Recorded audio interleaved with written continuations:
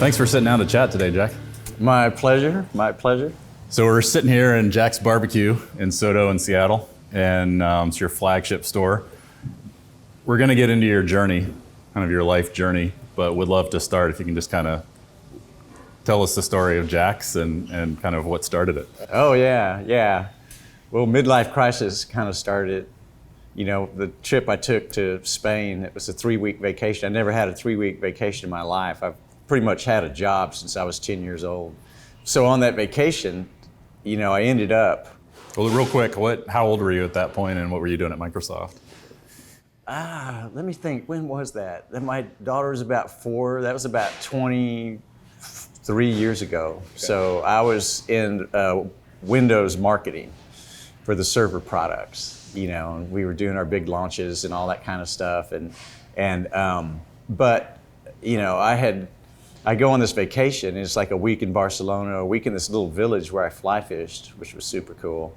And then a week on this ranch overlooking Africa at the south end of Spain. And this guy had pigs that only ate acorns that fell from the trees and made like the best prosciutto in all of Europe. And he had cork trees. They were peeling off 6 inches of cork to make wine bottle corks and stuff. And he was like a gentleman farmer, you know, and every night we do a little thing in the day, and at night I sit there with him and smoke Cuban cigars and drink Tinto red wine and watch bullfight highlights, and I'm like, holy amazing. shit. I came back from that vacation and just stared at my computer for about 6 months, just going, I got to get out of here. Like, I want to be a gentleman farmer, you know. I had done everything on my list as an adult. Like, I got married, had kids, bought a house, had a career. And then when my daughter was old enough to where she's ready to go to, you know, got her own life, I said, okay, you know, what do I do now? Is that it? I just grind it out, you know, and that was my life. And it drove me crazy because I thought there's got to be more than just sitting in an office working for a big company like I'd done all my adult life. So I started looking at you know, organic coffee farms in Costa Rica and boutique hotels and, you know, Latin America. Just like, there's got to be something exciting I could do. And I couldn't. I had to go back to work, and our kid just got into, you know, a nice school, and I bought a cabin on Vashon Island. You know, I thought, oh, I'll have a cabin, and I just worked on it and mowed the lawn. I don't know, it wasn't that exciting. Vashon, not much going on in Vashon.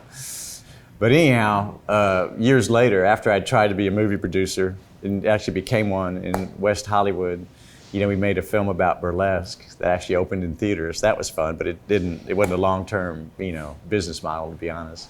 So, but the year after that, I went to barbecue summer camp in the Meat Sciences Department of Texas A&M.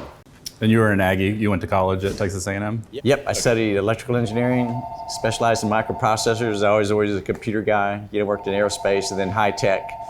And but I always had living in Seattle for all those years, always had a barbecue pit in my backyard because I'm from Texas. And, you know, the barbecue wasn't fabulous in Seattle. It's more Southern style, pig and sauce. So I thought barbecue summer camp sounded fun, so I went there. And then I toured all the super famous places in Central Texas, and, you know, settled by Germans. And they weren't like Southern barbecue guys with sauce and stuff. They would just open butcher shops, and they would smoke cuts of meat to make them last longer, just salt and pepper. And that's how you do it. That's the Texas way, the Central Texas way. So I came back all inspired and started doing barbecue raves. I'd go to local breweries and say, hey, can I bring 100 people here to drink your beer? And they're like, yep. And I'd rent tables and chairs and hire a band. You know, people said, why don't you do food trucks? I said, well, there's a food truck. I'm too tall for a food truck. I'm 6'4". Just practical. And the customer experience is a rectangular window. They hand you money and you hand them food. I said, that's not me at all. I wanted to have a party. So we had fun. So I do these events monthly, and every one sold out. And they sold out faster and faster. And the last one sold out in like 8 minutes when I just mentioned it on Twitter. You know, it's like super cool. And Tom Douglas became my buddy, and Sir Mix-a-Lot started chasing me on Twitter. And so it was just fun. But I was doing that all illegal in my backyard, right? So I needed to find a commissary kitchen. Texas outlaw. Right, and commissaries were expensive, so I started looking at restaurants for rent. And this place that we're in now was an old dive bar. It had been a very nice Italian restaurant, and then a sports bar, and then a dive bar over the many years. And I asked to rent it, and they said, okay, you can rent it. But then they were getting offers to buy it from strip joints and punk rock clubs. There's older couples, like they had owned it when it was a nice Italian restaurant. They're like, why don't you just buy it? So I got a bunch of buddies, we all chipped in and bought it. And I had never even worked in a restaurant, but I thought, can't be that hard. I was wrong, but it worked out in the long run, so here we are 10 years later. What do you think it is about you? Like when I talk to other people about you, like one of the first things that comes to mind is, entertainer, a guy that creates the scene and being in that energy. What about your upbringing or your journey or just how you're wired? Right. My family was like that. Like my parents, their parents had been in the food service industry, and my parents were like that. You couldn't walk in our house without being offered something to eat and something to drink, and they threw parties and stuff. So I think it's in my DNA. Not all of my siblings are like that, but some of us are. And so that's always been my natural inclination. And people tell me my enthusiasm is contagious too. I get very excited about a project and they can sense it. And being an engineer with an MBA who's been cooking barbecue in his backyard for 20 years doesn't hurt, right? That's a good combination of things to get the ball rolling. So tell me a little bit about the food here and kind of some of your favorite things that you all do, and also kind of how it stacks up against Texas. Right. So, the trick to good barbecue is patience and knowing when the meat is done. People always ask me what temperature and all is. We don't care about temperature so much. We do it all by touch. And so the briskets we smoke for 12, 14 hours. But when they're getting close to done is when you start to bend them and squeeze them to determine if they're done. And if this part's done and this part isn't, you turn it around so the part that isn't is facing the heat, or underneath is done and the top part isn't, you flip it upside down, and you know where the hot spots and the cold spots are in your smoker. So it's kind of like, smokers are like old guitars. You kind of learn them over time and you know where it's at and what you need to do. So it's just babysitting, knowing where the heat sources are, and knowing how to babysit that brisket or piece of meat so you know when it's done across through all of it. And there's a window of opportunity where, it's done and then 15 minutes later it's overdone. And so the thickness of the meat will drive that as well, and the temperature, the time of the year. So there's enough variables to make it kind of an artisan thing where you kind of have to know a lot to do it. Our pit guys take many months to train. And they kind of have to go through a whole year to experience the seasons, because it's different in the winter than the summer because the temperature changes and wind changes and stuff like that. And that's what makes it fun. It's kind of like fly fishing. Your brain, you've got enough going on to where you can't just, think about anything else. You have to focus and get all that stuff done. Tell me about the wood that you all use. Yeah, so I grew up on mesquite in East Texas, Dallas, where I grew up. But Central Texas is all about post oak. Hickory's good too. Those big woods have a lot of flavor. In Washington, we have all the fruit woods, which are sweeter, and they're good too. There's nothing wrong with the different flavors. But I grew up with the Texas flavors, and the Texas logs cook differently. Like the post oak we like now is what we're using because it burns so evenly, and they're big logs, and so it takes them a year to age them. It takes about a year to get the moisture level inside down to 20%. And you can saw the end of the log off and put one of those two-prong things you get at Home Depot and measure the moisture level. And we used to do that, but now the people that bring the wood do that for us. But so it takes a while. The woods from Eastern Washington cost less because you don't have to ship them as far, apple and cherry. And you can season those in like 6 months to get them under 30%, which is where they burn effectively. If they're not at the right moisture level, then that wood smolders and you get a dirty fire. And the whole trick to barbecue is a clean fire. It turns out it's the invisible gases coming off of clean burning wood that have the flavor. The smoke you see is creosote, it's bitter. We don't put the meat in the meat chamber until the smoke comes out of the chimneys clear like a heat wave. Oh, wow. Right, so we like starting the fires with the apple and cherry because they're quicker. They're smaller logs, they burn faster, get the coal bed going, get through the dirty part of the fire. Then you add the big logs and they'll last longer. So even though they cost more because they're being shipped, they burn longer and smoother, and they've got that traditional flavor that I like being from Texas. So how much wood and meat are you going through? Well, meat, we're like 700,000 pounds a year. Jeez. And wood, I was going to say a cord a week, but we've changed our smokers. We've drilled holes in the side of the firebox so that we don't have to leave the back door cracked open enough to get airflow, and that cut our wood cost in half. Wow. So we're constantly making adjustments to how we do everything, and it's kind of fun. It's kind of surprising because it's just ancient tradition, and you wouldn't think there'd be any new thinking on how you do stuff. But everybody's, all the cool guys in Texas that we talk to and follow are always coming up with a new way of doing this 150-year-old tradition. So it's kind of fun. So if we were setting up, so today, let's assume this was my last meal ever. What are you gonna serve me from what you guys make? Well, the Texas Trinity is called that because you can't have a barbecue place in Texas without those three meats, which are brisket, pork ribs, and sausage. And all those old butcher shops used to make their own sausage.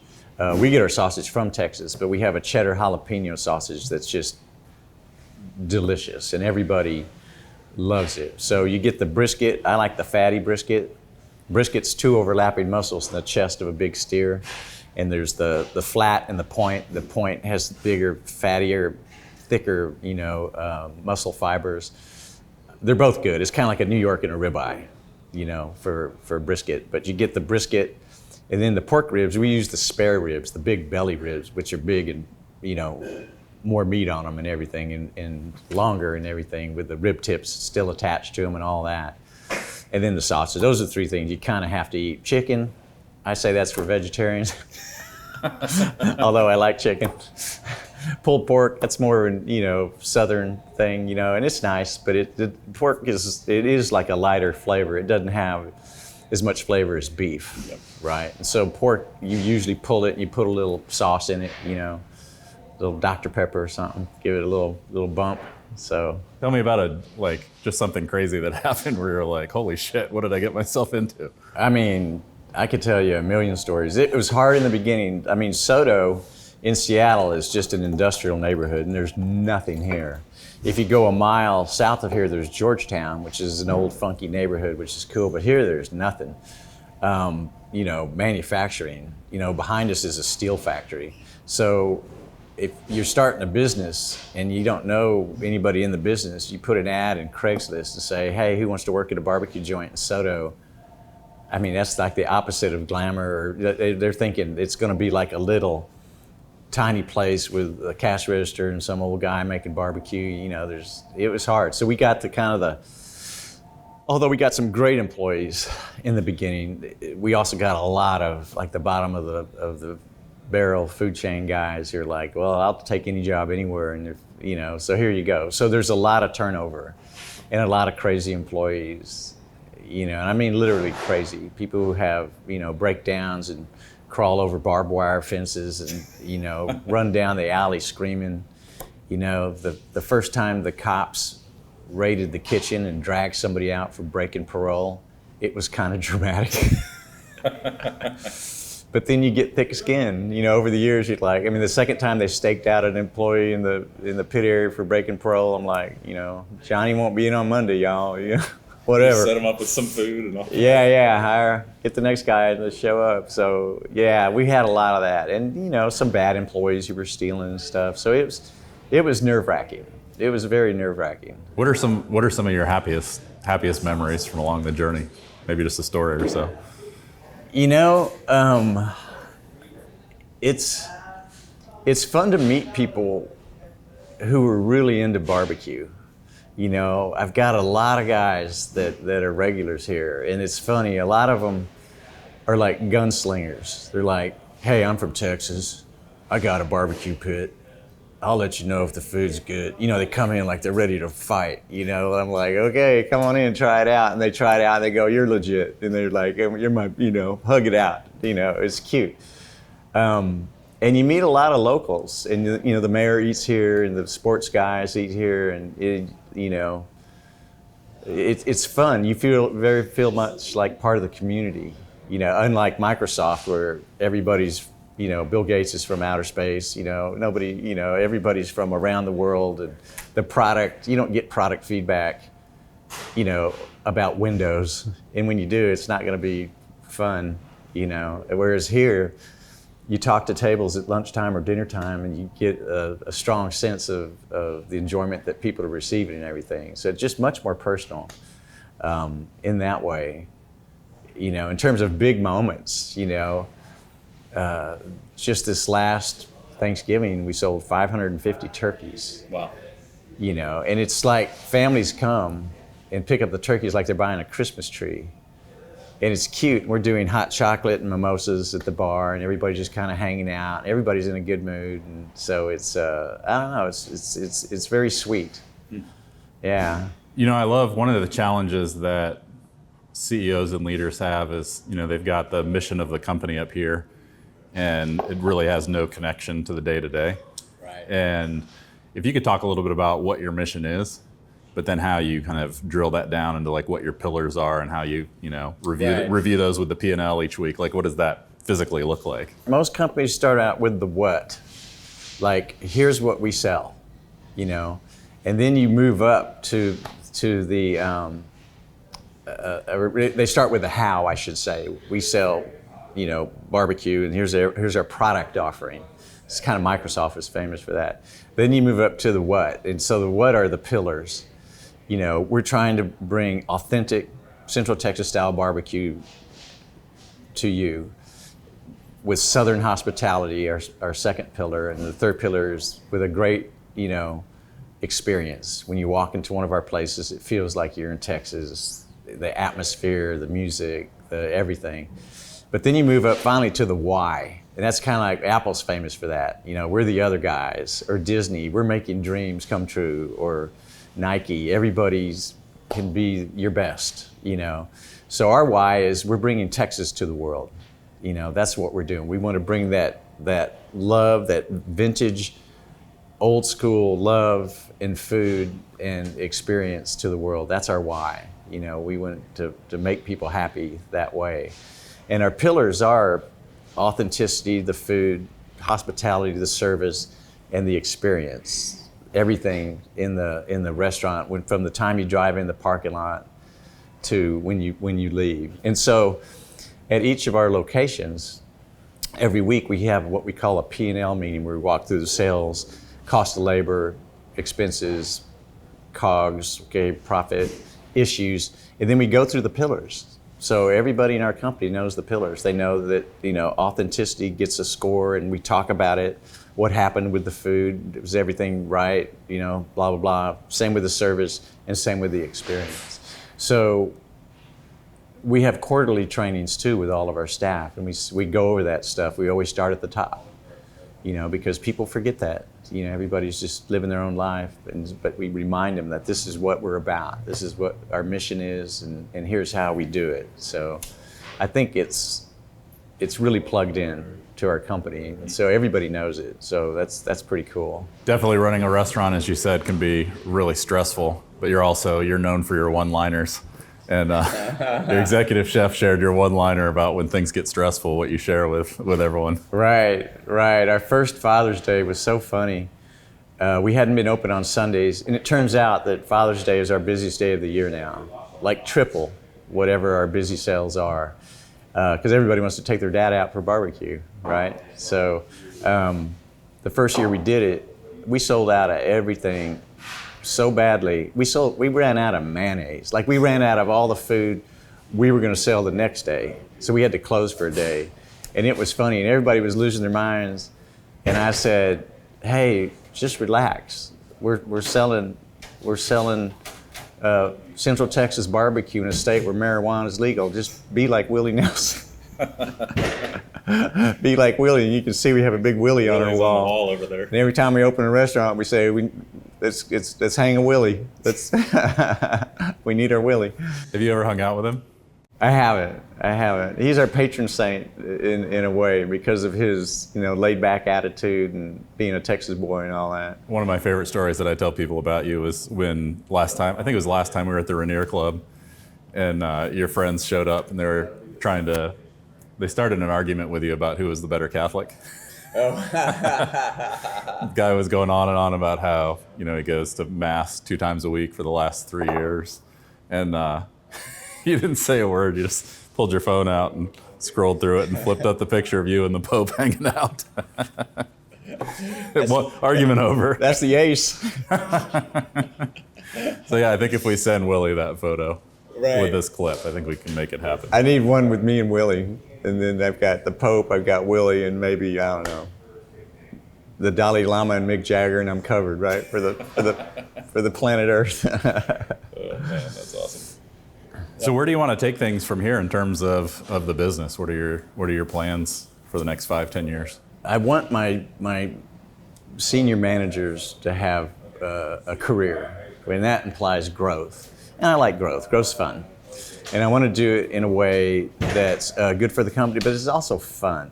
Like, I don't want to just grow for the sake of making more money. I want to have experiences that are fun. So we've looked at growing out of state, which is good for the business because it means you're not just a city of Seattle business, you're a regional opportunity. And it's interesting to investors in the future if I ever wanted to sell. Not that I have any desire at this time, but, for the sake of playing the game, And so I went to Seoul, Korea last year to look at places. Koreans eat meat and they drink, and my Korean friends said, let's go. So we looked at places over there. I just got back from Cancun, Mexico. The priest that introduced me to the Pope, we built a school together on a little island off the coast of Cancun called Isla Mujer. So I went back to there, and I go there occasionally to work on the school project. But I looked at, what would it take to open a restaurant in that area? We're looking at Phoenix and Las Vegas and Dallas, Texas, where I grew up, and places like that. So I think that'll be fun. We're not going to do it immediately because we have to get what we've got super tight and organized to where you can scale, because everything is buttoned down. We have this concept called restaurant in a box, which is here's everything you need to open and run a restaurant. And we've got, all these checklists and action items and, procedures and processes documented in place so that we can do this without any concern about, what do we do next? We've got it all figured out, so. But I like that, too, that idea of the Texas boy comes home. That would be fun. I mean, that'd be a lot of fun. Now, doing barbecue in Texas is competitive. It's, Seattle, it's a different world. It's easier to be the king of brisket in Seattle than it is in Texas, anywhere in Texas. They got a lot of people making barbecue. So we have to think about exactly what concept we do in Dallas. Yeah, I'm talking to Stu, your executive chef. He's excited about that one. Everybody's ready to go back to Texas. Our product is competitive with what people are doing in Texas, but it's like opening an Italian restaurant in Seattle. There's 40 of them. So what are you doing differently? What are you bringing to the table? What's your story? Yep. Take me back to what town were you born in? We'd love to hear about the house you grew up in. Set the stage of the grass and the tree and all that kind of thing. I was born in Dallas, Texas, in 1960, and I was born at Baylor Hospital downtown. And if you weighed 10 pounds or more, they gave your parents a certificate for you to try out for the Baylor Bear football team when you turned 17. Most Texas thing ever. Football, they started recruiting on day one. I didn't make the cut. I was skinny. I played basketball all my life. But my parents had moved there from Indiana, and my dad was a salesman, and I grew up in a house in East Dallas in the city, and it was old school. Went out and played. We had a half-acre lot, so we had a giant backyard, and the family behind us had 11 kids. Their neighbors had 9 kids, so it was like this huge group of children running up and down the alley. It was a grass alley, no cars, and played at the park and played in the woods and built tree houses and caught lightning bugs and all that kind of stuff. A lot of sports, a lot of bike riding. It was fun. It was a good upbringing, very innocent. Went to Catholic school all my life. My mom was very religious. She had 2 sisters who were nuns and a brother who was a priest. I'm named after the priest. So that's why I wish my mom were still alive. The Pope picture would have My relatives say that the Pope picture would have killed her, so it's all right. It's I all wish my right. mom were alive so I could show her. Yeah. So it was a nice upbringing, and we always had jobs. My dad lost his job at one point. My brother and I worked, from about 10 years old with paper routes. We became janitors at our high school to help pay our way through Catholic school had a small tuition, and worked my way through college. I've never not had a job, so, and that's good, I think, for kids. It was different in those days. You didn't have to try hard to get into college. Applied to colleges and got accepted and went, and they were inexpensive. Even though nobody had money like they do now, but it's still not, what I mean. It's much more expensive now and much more complicated and stuff like that. So yeah, it was pretty cool. I was a happy kid, Tell me about the pecan tree and the significance, or just what it was like playing, just set the stage for me. Yeah, we had 3 giant pecan trees that shed a lot of pecans. So my brother and I would hoe them on the weekends, which we didn't like, of course. We'd sit there and pick pecans apart. But when we were little, we lived in them. We had construction a mile away, and we'd go grab the scraps and build tree houses. So we literally, lived in the trees and had lines going between the trees with communications. We would transfer little notes to each other and stuff like that. And our neighbors behind us had a tree house way up with pigeons and stuff like that. And so pecans are kind of a Texas thing in my mind. Pecan pie is my favorite pie and stuff like that. And that was fun. Yeah, it was a fond memory. I was a hyper little kid. My mom used to tie me to my crib with my robe tassels so that she could take a nap. She was 41 when she had me, so she was tired. I was the last kid, and I was wound up, and I ran away all the time. I climbed over a fence when I was 2 wearing diapers and ran. They caught me about a mile away, and the police brought me back, and I was born to run. My brother couldn't get out of the yard. He's like an engineer, very, very more serious than me, which isn't saying much, but he saved money for college working through high school, and I didn't. I was out partying with my friends, so my mom charged me rent, made me do my own laundry and everything else, trying to make me into a responsible young man. You talked about what your mom was like. What was your dad like, and how do our parents shape us for better or for worse? So how did he was wired impact you? He was a quieter guy. Well, I shouldn't say that. He was funny. I get my sense of humor from him. He was very well read. Like all he did was smoke cigars, drink scotch, and read, and that was his life when he wasn't working. He did lose his job with a big company in his 50s, and so that hurt him. Like that was, he was bitter about that. He got smaller jobs, but nobody's going to hire a guy that age for a corporate job. So he was a curmudgeon and complained a lot and all that. So my family's always, if you want to give the worst derogatory comment to one of us, you say, "You're acting like your dad," and we're all like, "Ugh," that's a bad thing. So it's too bad, because he was charming when he was younger. My mom says that after World War II, he was in World War II, he was in the Flying Tigers, wow. Lived in China.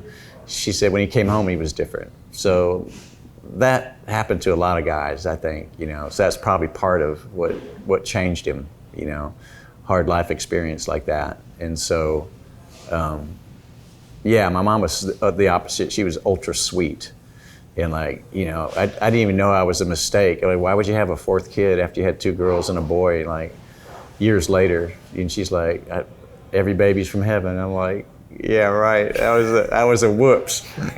But she was so sweet, I didn't even think about it till I was 30-something years old. Like, why the hell did you have me, Well, let's click into that, though, because one of the most remarkable things from our time working together was when you talked about how that kind of impacted your perspective on bringing a kid into the world, and how you view that as very unique in terms of every kid being a gift. And Right. It's funny with my new wife. I've had this conversation, and it's like, hey, let's have a kid. I'm older, she's older. She's like, oh, are you crazy? We both have kids. We got enough kids. I'm like, well, think of it from the kid's point of view.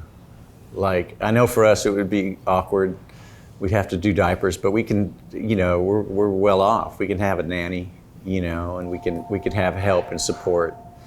And it's hard for a couple of years to get them through diapers and stuff, and then you're school and stuff. But I mean, for the kid's point of view, I'm like, take a kid that's alive today and say, one of our kids, and say, I wished I hadn't done that because of the burden you put upon me for those years when you were little and needed constant care. I'm like, it's such a golden ticket to be alive in this universe, which is crazy, and on this planet, in this era, and to be born to two happy, successful people, my God, what more could you ask for? Yeah. You're going to have a great time. You're going to have great experiences. You're going to go to good schools. You're going to have a delightful life. And how can you deny that to somebody? You should have 20 kids. I mean, that's just pure bliss. It is a golden ticket being born in this world at this time. That's beautiful. Yeah. And she had to think about it before she said no again. Drive you down to get that surgery. They are a lot of work, but at the same time, it's like, man, it's good to be alive. Yeah. But I love that perspective that I think on the joy that kids bring, but also the way that you could bring a kid into the world and bring joy to them. Right. It's very good to be alive. It's a very fun place to exist. So going back to, what did you pick in terms of college and where you went off to, and then would love just kind of the broad arc of your career. Right. Neither of my parents graduated from college. They started, but they quit. My dad thought he had to get a job and support a family and do that, which is too bad because he was a smart guy. He would have done well in college studying engineering or something. My brother and I, my sisters, all went to college. And I guess when I was looking at it, my dad had worked at a hospital at that point, as had my sister. So I was thinking professional, so, lawyer, doctor, engineer. I went to the hospitals to visit them while they were working there. They were horrible places, plaid and smelly, and I'm like, Jesus Christ, what a horrible place to work. And my family didn't like lawyers. They called them shyster lawyers because they were like, my family was very entrepreneurial and, small government kind of conservatives, I guess. And all the lawyers were shyster lawyers. It was so funny. And then in engineering, and I was good at math. So I went into engineering for that reason. I had a teacher in high school who was this brilliant guy, Mr. Iglesias, who's getting his triple master's at that time at University of Texas at Dallas in physics, computer science, and electrical engineering. And he's teaching at our high school at the same time. And he sleeps 4 hours a night. He meditates before and after. He's just like this cool dude. And I said, what should I go into? And he said computers. He says, go into electrical engineering. Computer science didn't exist as its own major back in those days. It was a subset of industrial engineering. So he said, we could just go into anything having to do with computers. You'll have a good career. So I applied to University of Texas and Texas A&M. I got into both. Texas A&M gave me a 1-year grant to cover the cost. My mom called it a scholarship. And she looked at me like, boy, there ain't no choice here. You're taking the money. So I went to A&M and had a good college degree as a result of that. And then where did you go from there? Well, while at Texas A&M, they had a work-study program that I mentioned where you go to school a semester and you work a semester, and it helped pay for college. And so I got a job at General Dynamics in Fort Worth working on F-16s. And it was funny, they asked me when I was, before I picked the job, they said, do you want to do hardware or software? I said, what's the difference? They said, hardware is the parts and software are the instructions. And I thought the parts meant I'd be in a factory loading boxes or something. I had zero concept of computers. The PC didn't exist, Apple didn't exist back in the day. And so I said, I'll do software. So I ended up working on F-16s, testing their flight avionics, which was cool. So you're sitting in a cockpit mock-up, locking on a Safeway truck with a missile guidance system and pushing, the shoot button and stuff. I thought, this is a fun job, right? So I had a good time doing that. And then when I graduated, I wanted to travel, and because I had never been out of Texas till I graduated from college, except for one trip to LA, my junior, senior year. And I got a job at General Dynamics Space Systems Division in San Diego. And that's just like working on the space program, working on NASA projects, shuttle projects, doing software, doing the operating system for a control system in the shuttle that was, they were going to do a liquid fuel rocket for the first time in the shuttle that was going to push the Galileo probe to Jupiter. So I worked on the operating system for that and lived on the beach and went surfing and drank margaritas and thought, my God, this is cool. Bought a TR7 convertible and I lived the life. Went to Tijuana to party. That's awesome. You told me a story about this one night where it was this like perfect sunset, perfect wave. And it was just a fun story. I'd love to have you tell it. Oh, yeah. Well, I'm surfing one day and I literally catch a nice wave. And I wasn't a great surfer. I'm 6'4" and I learned later in life, right? But this wave, I just rode up and down the face like a real surfer, like I'm shredding this wave all the way in to the shore at Pacific Beach, which wasn't famous for surfing waves. But anyhow, I landed knee-deep water, and the board pops up under my arm, like I just caught it, like I just made a TV commercial about how to surf and be cool. And there's this beautiful girl sitting on the beach. She's just watching the whole thing. It just gives me this big smile. I'm like, good dang. And I just walked over to her, started talking to her, and we went out that night. I was thinking, that was cool. It's like fully scripted commercial. That doesn't happen every day. Usually I'm wiping out on the wave and rolling up in a puddle of, embarrassment. I love it. The one time at work, I had the right audience, the right time. And the date wasn't great. She had a fake ID. She was from Arizona. And we went to the first bar and they looked at her ID and took it and said, get out of here. So it wound down pretty quick. That was super cool for a moment. So from there, we'll just kind of fast forward. You talked, eventually I know you landed at Microsoft and Right. Spent quite a good period of time there. And tell me a little bit about the technology created and the how Balmer brought it to a sudden screeching halt. Yeah.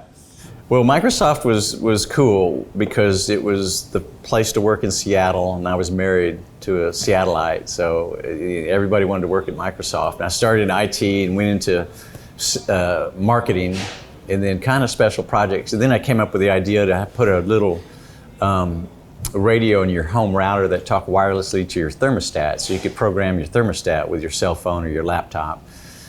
And everybody thought that was cool. It had existed in different little technologies, home control stuff, but we were going to use web services, HTTP. So the whole world wanted to do this. All the big box companies wanted to do it because they wanted standardized, interfaces for home automation. And the big energy companies around the world wanted to do it as well because they could make the thermostats in people's houses not come on all simultaneously. It turns out that the energy companies spent like 20% of their entire budget just on backup service they would use occasionally when the peaks hit in the summer or something and everything turned on simultaneously. And instead of having a blackout, they would pay these very expensive gas engine, electrical generators to turn on for a few hours and solve the problem. So the whole world wanted to do it. So we actually created a group in Microsoft Research, and we called it Niagara, and then we called it Home something. I forget what we called it, but anyhow, we ran it for a year and a half, and then Balmer killed it because he was the killer of all things in those days. It wasn't a Windows feature or an Xbox feature, and he didn't have any sense of consumer products. Like, no, we're actually going to make a router that works like this, like Apple would do or some other company. And so it got killed, which was kind of beneficial in a way, because after that I became a movie producer in Hollywood for a couple of years. Then I went back to consulting, then I went to barbecue summer camp. So it kind of unleashed me. Well, let's talk about the movie producer thing, because that's kind of a crazy story of how you got to LA, because Right. it all happened inside of one day. Right. So after they canceled that project, I was at a director level So I'm just like looking for other jobs in the company. What do I want to do next? And my wife had made a film about burlesque that did very well at SIF and all this. And I just typed film school on a Monday morning at 10 a.m. And this program popped up for become a producer at UCLA Film School. And my wife's like, hey, call. You know, she's always trying to get me to help her with the movies.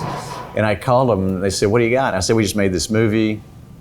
You know, the people that distributed Napoleon Dynamite, Little Miss Sunshine, and films like that were contacting us. They want to see the film. You know, they said, wow, you sound perfect. We have one opening left. It starts tonight at 7 p.m. Why don't you apply? And I'm like, well, I kind of got to go to work, I think. And I go to work. My wife applied for me. This is my first wife. And she's like a writer. So she writes this essay, all my life I wanted to be a movie producer.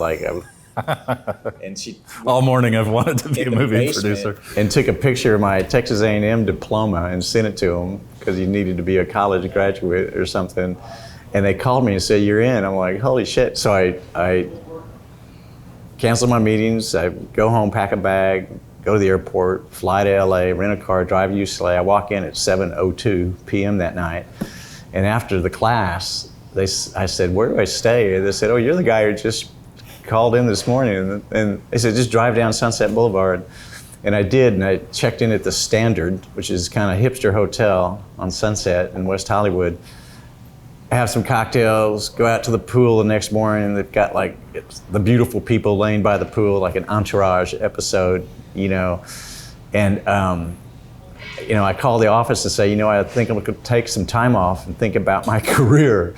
And I never went back. They kept calling me saying, what are you finding anything? I'm like, you know, I'll take a package, as they called it, to leave the company. And so they paid me money to leave the company. And I got a place off of Sunset Boulevard behind the Viper Room. I lived there for a year and actually got a deal for the movie. It opened in theaters in 18 cities. And That's amazing. Yeah. It was fun. But to be a producer, you got to make Pepsi commercials and live in Hollywood. My wife didn't want to move there. Our kid, you know, was in a nice school. And she's like, I'm not moving to LA. So I went back. Even though she's the one that sent you there. Right. But the real funny thing is, it's kind of like, if your wife asks you to move to Hollywood and become a movie producer, like you just don't say no. No, exactly. You don't get asked that question. 1 out of 20 lifetimes, you don't get asked that question. So I'm kind of like, well, hell yeah, I'm going to do that. And leaving Microsoft and doing that, it felt like chains were coming off my shoulder. Wow. I felt like I weighed 20 pounds lighter. I just felt free. Because I was that corporate guy, you know, and at Microsoft they're saying, well, if you want to be a senior director, you need to start hanging out with the VPs, you need to start playing the game, you need to get, you know, political. I'm like, Jesus Christ. You know, to work at Microsoft, you either had to be a genius and a software platform guy, or you had to be a good schmoozer and a political guy, and I was neither. I was like, just get me out of here. So when I left, I felt like, I was free, you know, it felt good. And, you know, wasted a bunch of money. You know, it was expensive, but I'm kind of like, I don't care. Like, I'd rather do something adventurous than just rot, you know, for the rest of my life in a job that I kind of, you know, it's okay, but it's not exciting or anything like that. So, but I moved back to Seattle and got a job as a consultant with companies like Microsoft and Avanade. And then I went to barbecue summer camp. And then that changed everything. You know, one of the things that you said when we first started working together is that your biggest fear is wasting your life. So talk to me about that. Where do you think how does that play out, and where do you think that comes from? I think that life is so short, and, you know, that I just want to enjoy the hell out of it and milk it for all it's worth. And I'm not the kind of guy who's going to sit in a room and read a book or write a story or write a software program. You know, I'm a social person. Yeah. So for me, it's getting out and doing things like that. You know, when I took the movie producer job, I talked with my wife and said, what's the worst thing that can happen? We lose all our money. We sell our big house that we don't need because, you know, we got one kid going to college. And we live in a 2-bedroom apartment and have cool friends. I said, that's not a bad life. I mean, and I had an epiphany when I went to graduate school, MBA at Boston University in Brussels. That's how I switched from aerospace to business tech. And we lived in the city, and there was an old folks home 50 feet away from our front door, and there's a pub in the other direction. And every Sunday I'd watch these old people come carefully walk down the cobblestone street, and the men are wearing a jacket, the women have a dress on. This one old lady would hang onto the wall as she walked. They'd go into the pub and have a beer and a cigarette and watch soccer and be social. And I thought, that's how I want to grow old. Yeah. And I watched my parents. I don't want to live in the country in some cool place where my family visits me once a year. I want to be in the city. I want to be alive, right? And I watched my parents go from the big house I grew up in to this retirement house after we all left to assisted living, old folks home, to a hospital bed. So I get it that you're going to end up in an apartment, no matter how you slice it, And so for me, like, I don't need the big house. I need the life experiences. I need the cool friends. I need that part of the juice is more important to me than stability. Because I know I'm not going to starve to death and live under a bridge. That just doesn't happen, to in my situation, I don't think. So if you're to fast forward your first day of retirement at 75 or kind of towards the end of your life, how do you think people remember you, or how do you want to be remembered? I don't envision retirement, to be honest. I don't either for you. Yeah. That's, to me, is, I think I'll be remembered as a nice guy, a fun guy, who had a good life. I don't know. I don't think there's a lot of memory. Yeah. I think people forget people pretty quickly. Unless you're, Tom Brady and they talk about you every time there's a Super Bowl game. But even him, they'll forget about in 100 years, right? Well, I think about it sometimes when I go to the park and you see a bench with someone's name on it. Right. And this person probably had some grandiose ideas of who they were going to be and how they're going to be remembered, and now they're a name on a bench, They put my name on the library room at the university in Mexico that we built, and it's funny, there are no books in there. Nobody has books. It's like a storage room for mops. I'm like, I don't think about that. I just think that it's like Joseph Campbell, I used to watch him on PBS. He said the point of life is to be alive, is to live it. There's no other reason. We can't, nobody's ever going to tell us why we're here or anything like that, but that is the point. So that's how I feel. It's like, live it, enjoy it, So now that the career is up and this one is smoothing out, I'm trying to figure out, what to do next, right? How do I make the most of this life that I have? But I do think, one thing I would push back on a little bit is, I think, like, if I were to say how you will be remembered, it's because you have had a significant impact on a lot of people's lives, but it wasn't to the point, like it wasn't, the things you did at Microsoft in terms of the technology you built or were marketing or things like that, or the food here or things like that, but it's the experiences, it's things you taught people that made their lives better. Yeah. It's joy or a feeling that you brought to people, right? Yeah. Which I think is pretty cool. Yeah. Yeah, I guess. I'm a fun guy. You could do worse. That's what I tell my daughter. I said, you could have a worse dad, She says, I know. You could have a worse dad. It's a great tagline. I tell my wife that, I could be worse husband. Yeah, I saw one recently, and it was like, I think it was Darth Vader and Luke Skywalker, and that's what it said. Something like, tell your kids it could be a lot worse. So earlier this year, my neighbor Mike, he's a retired Bellevue police officer. He introduced us, and I was thinking about starting a video series called Purpose Over 50, and he's like, "Oh, I just did this barbecue class with Jack. You should go talk to him." Tell me a little bit about where you were at in that moment in terms of your mindset and how you were thinking about your career and that sort of thing, and then why did you say, "Hey, I want to work with you"? Right. So over the years, it's been this long struggle, but as the company's grown and matured, I've hired people that are very good at the restaurant business, and they took away most of my concerns, to where I'm like a CEO, and I hired a CFO last year that took away most of my daily office work duties, all the contracts and everything like that. And for the first time in my entire life since I was 10 years old, I really didn't have to go to work every day the way I used to, where I had to show up and do this and do that to make it all happen. I've got a team of people making it happen. And so I kind of got into a funk. I'm like, well, what do I do now? It's like kids that go train all their lives to go to the Olympics. And they go to the Olympics, and after that, they suffer depression because they're like, well, that's all I ever aimed at. I don't have, what's my aim now? So I was at that point.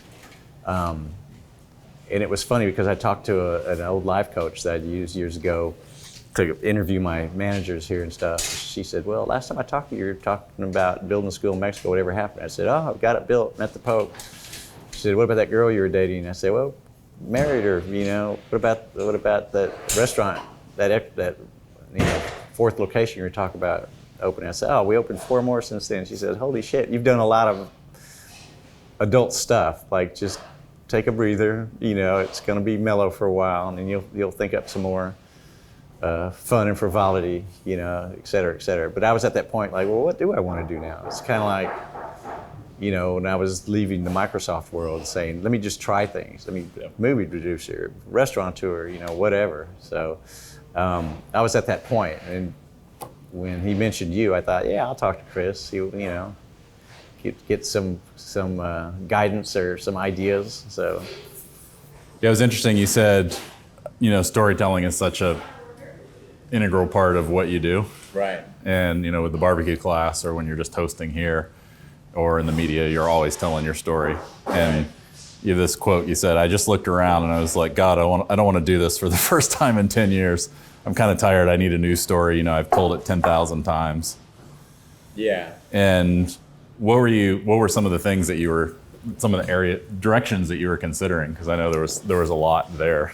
Yeah, well, yeah, my whole life I feel is like a story. Like I want it to be this fun story that has a lot of, excitement in it and stuff like that. It's just more interesting.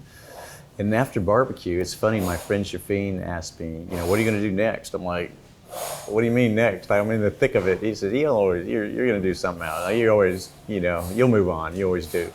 So I've been doing this for 10 years. I thought, God, what could I do next? I started thinking about other businesses, like I'd had a list of ideas in the past, like opening a cool hotel or an old folks home with technology, to help old people. I love old people. It's always been a pet project of mine. Different kinds of charity work, but the charity work where you just ask people, fundraising is kind of hard, That's a weird thing, just to always be asking people for money, it's I don't know if I could do that.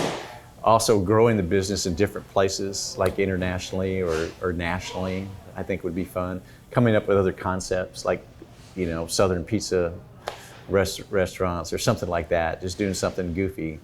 But nothing really stuck. Like nothing really, I haven't found the thing yet. I'm still kind of thinking about it. But after our conversations and the process that we went through, I'm not worried about it anymore. What I learned through your efforts were that, what I've done is cool. Enjoy it, enrich it, milk it for all it's worth, knowing that the crazy ideas will always come to me because I'm a creative type person. So appreciate what you've got, leverage it, as this, don't think of it as a ball and chain. Think of it as adding a keel to a boat. So you're less tipsy-topsy, you're more solid. And so that's my daily thought plan now is I know something will come up. It's hard to plan it. Yep. I've never planned anything. I went to barbecue summer camp on a whim, and stuff like that. I don't think you can plan your future. I've never been able to. I think it just randomly happens. Yep. So the best thing you can do is just be open and talk to people and meet new people and get ideas, Yeah, I don't know if I've told you this, but did I tell you that I thought our engagement was going to be my first ever failure doing this? Did I tell you that? Because it was crazy. Like we were partway through. We were 2/3 of the way through kind of the frameworks and the process. Right. And I mean, you're a phenomenal storyteller, but I sensed that there was, like, you had your stories that you've always told, but I sensed there was something under the surface, and you definitely, seemed like you were at a low point. And I thought, man, I don't know how to get out, like what the eject button looks like here. Right. And what was interesting is the third part of the process, we did these, first we did future visioning, and then we told stories across your life, going back to when you're the baby Yeah. and you ran away, and all the way through. But then the third piece was these atomic 360s, where people who have known you and cared about you and want you to succeed told you what they thought your values were, Right. and then told you stories about you. So talk to me about how those stories landed on you and how that shifted things for you. Yeah, those were big because I've never thought that I've impacted anybody. I just think I'm just living my life. Everybody's living their own lives. I'm doing my thing. And I've never been to therapy or counseling. I've never talked about my feelings or anything like that. I'm just a dude, right? And you don't do that. Texas boys. And hearing feedback from people was meaningful, and it made me think about the bigger picture, beyond the just getting stuff done and like let's open restaurants or let's do this, that. It's more about the impact that you have on people is important too, and that's an achievement and a milestone that you have to consider and think, well, wow, that's cool. And so you change your aim from how many more resume building things can I do to how many more spiritually rewarding for my friends and family things can I do. Those are as important as building another thing, Yeah, and honestly, it was remarkable for me to see where, the first thing that struck me as different is I showed up to meet with your executive chef, Stu, and he says, "Oh, you're the line in the sand guy." And I was like, "Line in the sand guy?" And he's like, "Oh yeah, you shared a podcast with Jack from your interview with the CEO of Logitech and the story about the line in the Right. sand." He's like, "And now our whole staff has listened to that and we're all implementing it." And I was like, what in the world kind of company is this where the CEO says something and that quickly it's implemented and people are, Right. So that was an interesting kind of aha for me of like, oh, there's something really unique going on here. Mm-hmm. But I do think it was really beautiful to see, like Shafeen talking about how, when things are at their most stressful in his startup, for example, Right. the mindset that you taught him at Microsoft about how to step away from the problem and experience peace in the middle of stress, right? Or to hear, Jason, your CFO, talking about, when significant challenges in the business and how you showed up as a human being in ways that really positively impacted other people. I mean, it was a beautiful thing. Yeah. I'm in this for the experience and for the joy and for the fun, more so than like, let's just achieve results. I feel like I've achieved results. Yep. I've proven to myself, I've done all the things on the adult checklist, married, kids, house, career. So now I'm just like, what's cool and enjoyable, Yep. in a better way. And the conversations we had, it took it back to the non-resume stuff. Yep. Like here's how you're making life more enjoyable for yourself and others. So, yeah, it's a hard thing to describe in my mind, but you feel it when you do it. Yeah. I remember telling you that you didn't need a new external story. I know that's what you hired me for, so it was a bit risky. Right. But it was more around kind of that internal narrative. And the story, the atomic story that really focused in on was, when you talked about when you were a baby and you've been on the run ever since, right? Right. And so one of the things that I saw was, you've had an extraordinary life, and that kind of lack of joy or contentment along the way when these amazing things would happen. And so, but talk to me how that hit you when I told you, because that wasn't what you were expecting for me to say. Right. Well, I'm always thinking of the external story. Yep. So I'm always thinking of the shiny object, as you put it. Like, what am I going to do next? It's fun and pleasurable. Whereas you said, it's not about that. It's about what's inside you. Yep. And that's a game changer. Yep. That's the real game changer. Yeah, and I, kind of the narrative that we ultimately landed on, there were like 3 different pillars. And one of them, which you alluded to before, was the keel. Right. And another one was pardon the pun, but the pump jack, of kind of going deep where you're at. Right. And then the first one was kind of humorous, was the tumbleweed of contentment, right? Of like, hey, let's embrace the fact that you are on this journey. You're incredibly creative, but also being confident or being comfortable and content where you're at, right? Right. Ultimately for the overall narrative, we landed on this idea of I'm finally home, and we had this image of the pecan tree. But like, what does that, I guess, represent for you of someone who's always on the run, being able to just be at home within yourself, I guess? Right. I mean, that's something you have to work on. It's kind of like meditation. You don't just do it, right? You kind of have to work on contentment.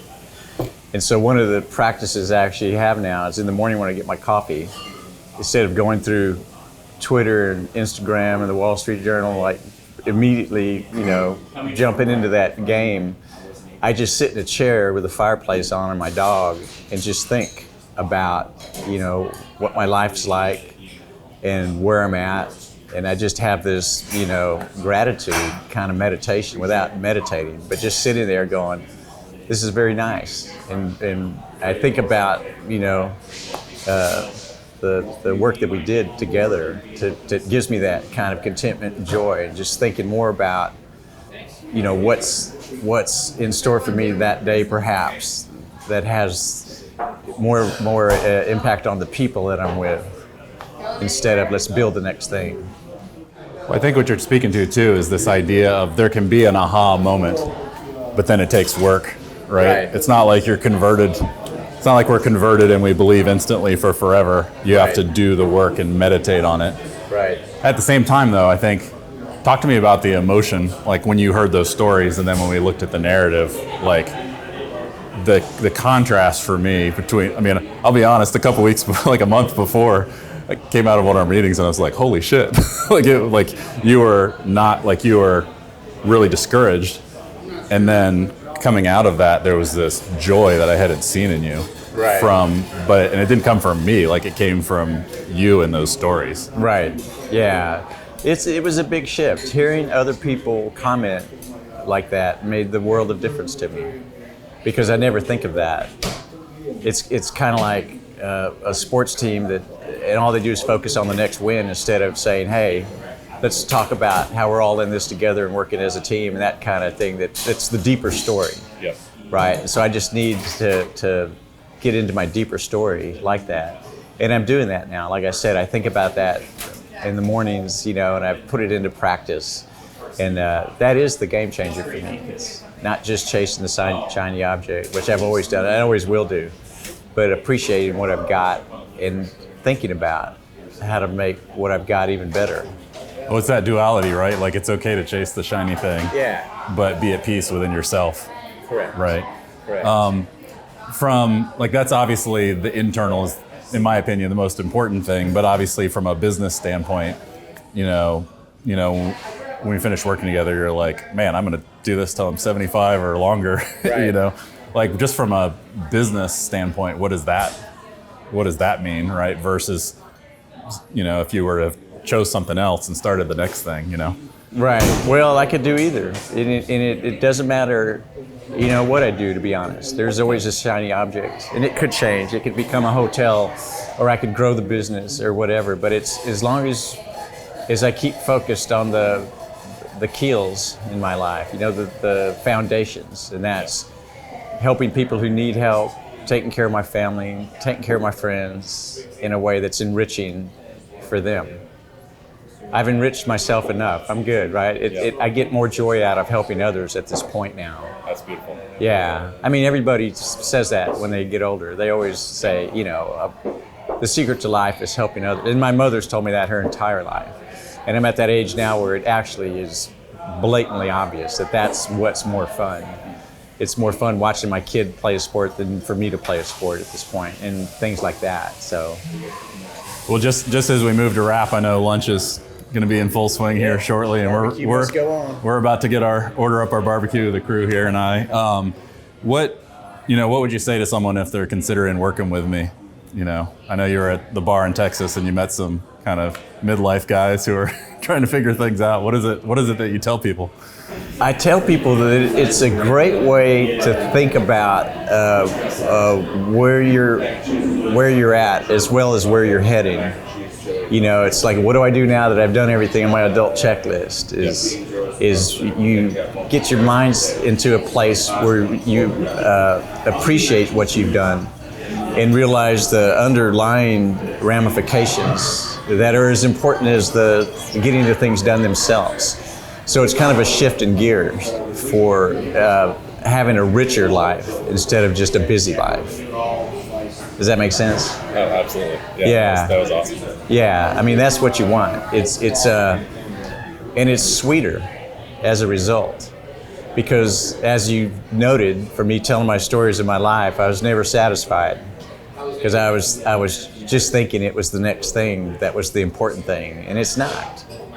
It's the underlying things, the friendship and the impact that you have on others and stuff like that. That's rich and that's important. So get that and work with that and enjoy that as much as you enjoy the other stuff, and then you're good. I'm good for another 20 years now. Filled up that tank. I'll need a tune-up. Well, thanks for trusting me and bringing me into your journey. And I mean, this has been an absolute honor to work with you. Oh, thank you. Well, yeah, it was fun. And, you know, it's fun telling those stories and going through your life. Most guys like me never talk about themselves like that, you know. So it was good, and you surprised me by you know, your results. So that was all good. Thank you, Chris.